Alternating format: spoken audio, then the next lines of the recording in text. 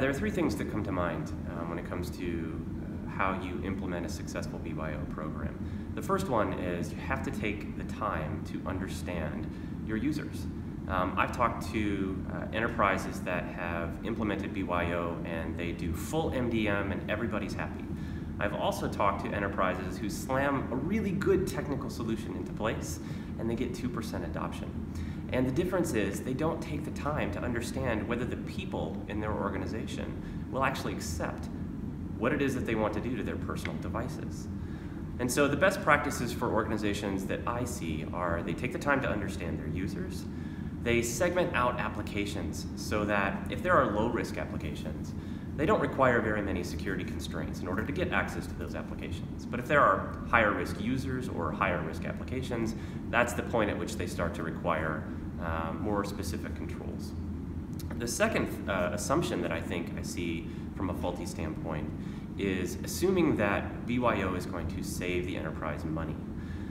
Gartner research shows that most BYO programs in general across enterprises are either equal to or slightly more expensive than the traditional corporate-owned endpoints.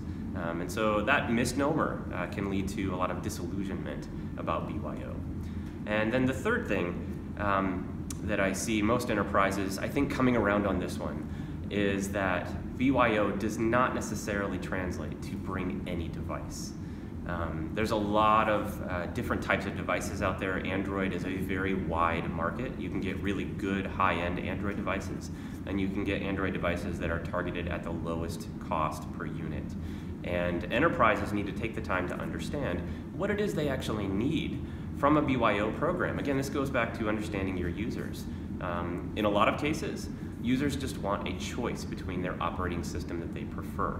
And there's a couple of things that I see from a trend standpoint. The first one is most organizations generally go with an iOS offering and Samsung with their flagship devices. But then something new that's emerging is Google's Android Enterprise Recommended program.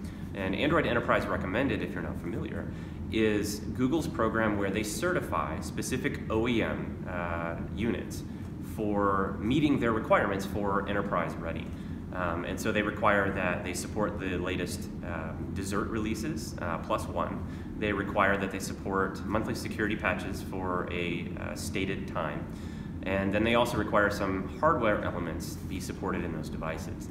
And it really makes it a lot simpler for enterprises to vet the wide swath of Android devices that might exist and select devices that are appropriate for the enterprise. So BYO does not necessarily mean bring any device.